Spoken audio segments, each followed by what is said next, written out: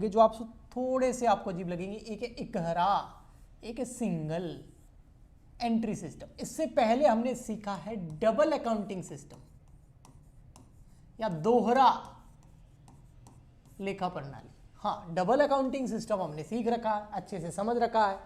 यहां double accounting system की बात नहीं कर रहा है, या सिंगल एंट्री सिस्टम की बात कर रहा है। इकहरा, दोहरा नहीं, इकहरा। ठीक है, ये क्या है एक्चुअल में? जो भी ट्रांजैक्शन होता है, जो भी व्यवहार होता है, जो भी लेन देन होता है, जिसको मनी में मेजर किया जा सकता है, पैसों में मापा जा सकता है, उसके हम दोनों पक्षों को, दोनों पार्टी को हम रिकॉर्ड करते हैं। जैसे फॉर एग्जाम्पल के लिए मैंने राम को 10,000 रुपीज दिए, तो यह दो पार्टी है, एक मैं हूं, एक राम है और एक पैसा है।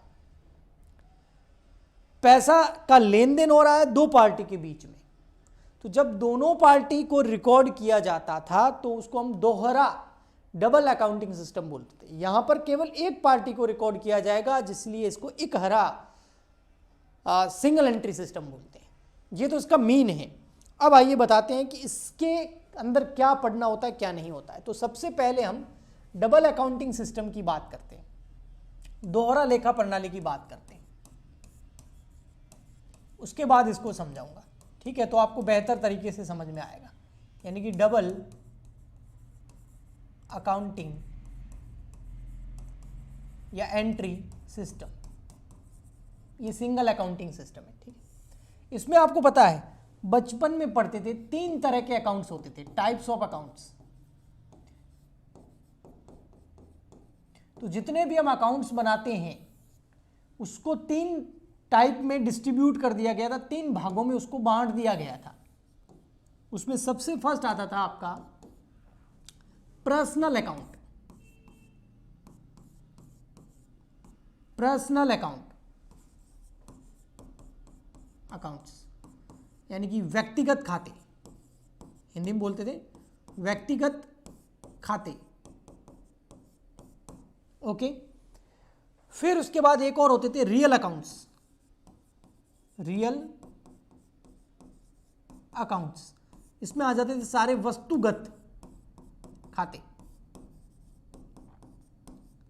और लास्ट में आता था आपका थर्ड नंबर नॉमिनल अकाउंट। ये फर्स्ट, ये सेकंड और ये नॉमिनल अकाउंट, नॉमिनल अकाउंट्स, नाम मात्र खाते। अब कोई बोलेगा सर ये तो हमको पता है तो बस सिंगल एंट्री सिस्टम भी समझ में आ जाएगा। जो पर्सनल अकाउंट होते थे इसका आपको रूल याद होगा, है ना? रिसीवर को डेबिट करो, गिवर को क्रेडिट करो, पाने वाले को डेबिट, देने वाले को क्रेडिट, वो रूल होता था। लेकिन पाने वाला देने वाला, उससे भी इंपॉर्टेंट चीज यहां ये होती थी, रूल तो हम अप्लाई कर लेते थे, वो होता था पर्सनल। पर्सनल मतलब व्यक्ति, जितने भी व्यक्ति, जैसे राम का अकाउंट, श्याम का अकाउंट, मोहन का अकाउंट, है ना, रीटा का अकाउंट, लीला का अकाउंट, ये सारे अकाउंट इसमें बनते थे और इनको रिकॉर्ड किया जाता था। किसी कंपनी का नाम है तो वो भी पर्सनल अकाउंट के अंदर आ जाता था। ठीक है, फिर आते थे रियल अकाउंट। इसमें हम क्या होते थे, है ना, comes in debit goes out credit. जो वस्तु व्यापार में आती है उसको डेबिट करो, जाती है उसको क्रेडिट करो। लेकिन क्या, कोई प्रोडक्ट, कोई वस्तु, तो जितनी भी वस्तुएं होती थी, चाहे वो गुड्स हो, चाहे वो कैश हो, कैश को अगर वस्तु माने तो, चाहे वो मशीन हो, चाहे वो फर्नीचर हो, चाहे कोई एसेट हो या गुड्स हो, कोई भी वस्तु है वो आती थी तो डेबिट, जाती थी तो क्रेडिट। वो सारे हम यहां करते थे, इनके अकाउंट यहां बनते थे।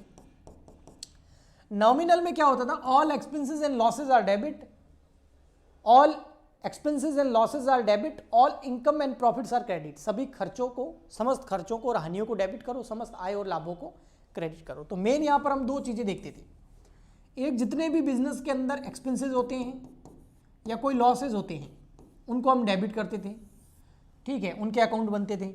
और जितने भी बिजनेस के अंदर इनकम होती है या जो भी प्रॉफिट होता था उसको हम क्रेडिट करते थे, यानी कि इनके भी अकाउंट बनते थे। तो डबल अकाउंटिंग सिस्टम के अंदर हम हर चीज का अकाउंट बना देते। कोई राम श्याम मोहन पर्सनल है तो उसका भी अकाउंट बन जाता था। पहले जनरल एंट्री बनती थी, फिर उसकी लेजर करते टाइम उसका अकाउंट बन जाता था। रियल अकाउंट भी बनते थे सारी चीज़ों के, और उसके बाद में उनका अकाउंट बन जाता था। पहले जनरल एंट्री फिर लेजर में ट्रांसफर करते थे, अकाउंट बना देते थे। और नॉमिनल अकाउंट में भी कोई खर्चा है, जैसे बैड डेब्ट्स हो गया, सैलरी हो गया, डिस्काउंट हो गया, है ना, कोई लॉस हो गया, तो उसका भी अकाउंट बनता था। और पहले जनरल एंट्री होती थी, फिर उसको हम लेजर में ट्रांसफर करते थे। इनकम या कोई प्रॉफिट हो गया तो कमीशन रिसीव्ड, इंटरेस्ट रिसीव्ड, है ना, profit on sale of assets, तो वो जितने भी प्रॉफिट्स होते थे उनका भी पहले हम जनरल एंट्री करते थे, फिर उसको लेजर के अंदर अकाउंट में ट्रांसफर कर देते थे। तो दोनों पक्ष प्रभावित होते थे इससे, दोनों पार्टीज को हम रिकॉर्ड करते थे।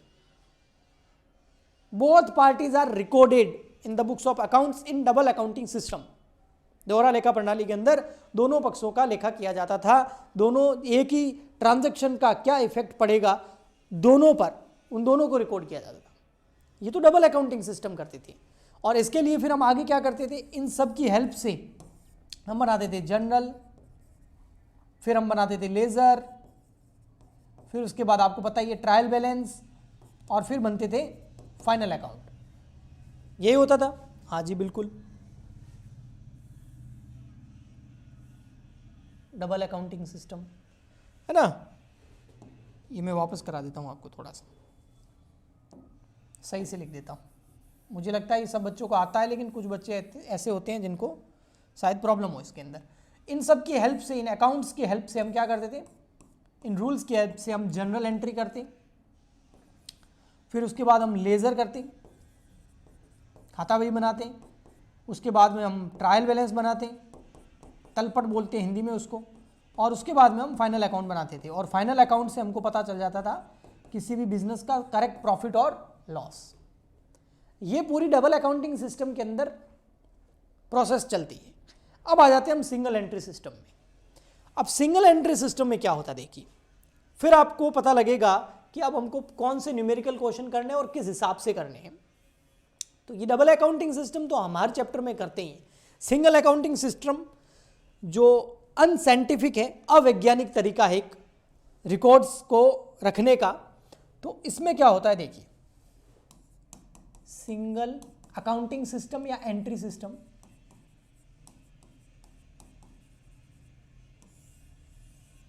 इसके अंदर जो भी ट्रांजैक्शन होते हैं वो इसके अंदर भी तीन तरीके की ट्रांजैक्शन होंगी। एक होगा पर्सनल अकाउंट, यानी कि सारे के सारे व्यक्तिगत खाते होंगे।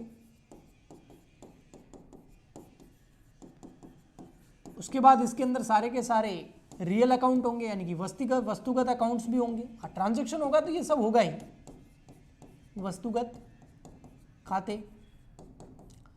और इसके अलावा फिर नॉमिनल अकाउंट भी होते हैं, नाम मात्र खाते भी होंगे। ठीक है। बट सिंगल एंट्री सिस्टम के अंदर क्या किया जाता है, इसके अंदर जितने भी पर्सनल अकाउंट हैं, जैसे राम का,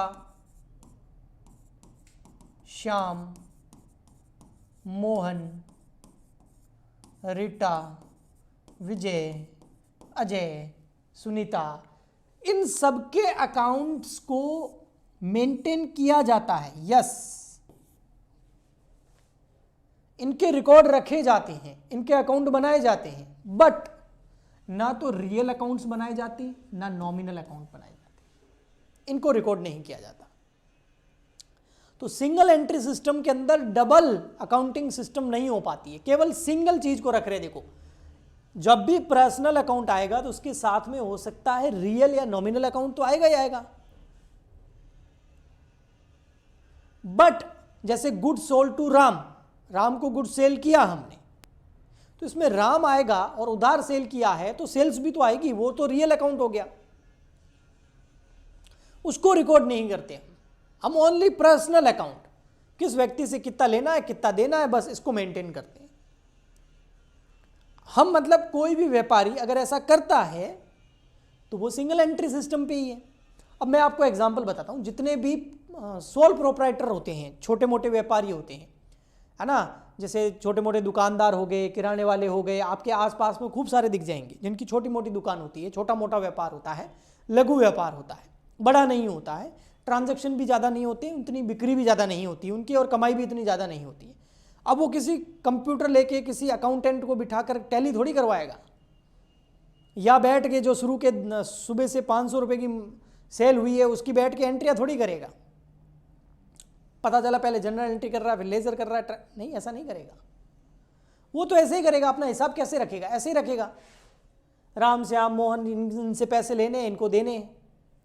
हमको क्या करना है, इन अधूरे इनकम्प्लीट जो अकाउंट्स हैं, जो सिंगल एंट्री सिस्टम है, ये कैसा है, इनकम्प्लीट अकाउंट्स होते हैं। यहां पर इनकम्प्लीट अकाउंट्स, किसी किसी बच्चों के ये चैप्टर इस नाम से भी दिया हुआ होता है, इनकम्प्लीट अकाउंट्स नाम से भी दिया होता है। कई बार उनको लगता है कि ये तो दूसरा चैप्टर नहीं है, इनकम्प्लीट अकाउंट्स यही है और क्या है, इनकम्प्लीट अकाउंट्स होते हैं। तो इनकम्प्लीट अकाउंट्स यानी कि सिंगल एंट्री सिस्टम, तभी तो इनकम्प्लीट हो गया। अब ये जो व्यापारी हैं, ऐसे लोग जो हैं, ये अकाउंटेंट को ढूंढेंगे और हमको बोल के आके दे देंगे, भैया हमारे तो इतना पता है कि ये पैसे लेने हैं, ये देने हैं, और हमको थोड़ा बहुत पता है, आप बताओ हमारे बिजनेस में प्रॉफिट हुआ कि लॉस। तो हम कैसे करेंगे, उसके न्यूमेरिकल क्वेश्चन इस चैप्टर के अंदर है। सिंगल अकाउंटिंग सिस्टम के अंदर कुछ बिजनेसमैन क्या करते हैं वो मैं बता देता हूं। कुछ लोग क्या करते हैं, सिंगल एंट्री सिस्टम के अंदर 3 तरीके के बिजनेसमैन हो सकते हैं, 3 तरीके से व्यापारी हो सकते हैं। एक तो क्या करते हैं, एक ऐसे होते हैं, फर्स्ट कैटेगरी में डाल सकते हो, ये क्या करते हैं, पर्सनल अकाउंट मेंटेन करते हैं, व्यक्तिगत खाते मेंटेन करते हैं, जो भी पर्सन है उसका पूरा हिसाब किताब रखते हैं। इसके अलावा ये कैश अकाउंट भी बनाते हैं, कैश अकाउंट भी बनाते हैं, है ना, नकद खाता भी बनाते हैं। और थर्ड नंबर, कुछ सब्सिडरी बुक्स भी बना देते हैं, सब्सिडियरी बुक्स यानी कि सहायक पुस्तकें भी बनाते हैं, सहायक पुस्तकें। सहायक पुस्तकें में क्या क्या आती है पता है, sales book, purchase book, sales return book, ये वाली परचेज रिटर्न बुक। लेकिन इसके आगे लेजर नहीं करते, लेजर केवल इसकी करते हैं, पर्सनल अकाउंट की लेजर कर लेते हैं, इसकी लेजर नहीं करते, ना कैश बुक की करते ना सब्सिडरी बुक की करते हैं। और लेजर नहीं, सब कैश बुक की तो खुद ही लेजर है, सब्सिडरी बुक की लेजर नहीं करते। और लेजर नहीं करने की वजह से केवल एक पक्ष रिकॉर्ड हो रहा है, दूसरा नहीं हो पा रहा है, जिसकी वजह से ट्रायल बैलेंस बनाएंगे तो अधूरा बनेगा, तो फाइनल अकाउंट भी सही नहीं बन पाएंगे। सेकेंड कैटेगरी के ऐसे लोग होते हैं जो पर्सनल अकाउंट रखते हैं और उसके साथ साथ में कैश अकाउंट रख देते हैं, बस ये नहीं रखते, सब्सिडरी बुक नहीं रखते, कितना आया कितना गया, किससे कितना लेना कितना देना, खत्म। और थर्ड नंबर के कुछ लोग ऐसे होते हैं जो ओनली पर्सनल अकाउंट रखते हैं, ओनली पर्सनल अकाउंट, कैश का भी इन्होंने नहीं रखा हिसाब, तो ये इनकम्प्लीट रिकॉर्ड रखते हैं। तो इनको कैसे इनका प्रॉफिट एंड लॉस कैलकुलेट करना है, हमारे लिए यही टारगेट है, ये गोल है हमारा। क्वेश्चन हमको इनकम्प्लीट रिकॉर्ड दे देगा, हमको क्या करना है, प्रॉफिट एंड लॉस कैलकुलेट करके बताना।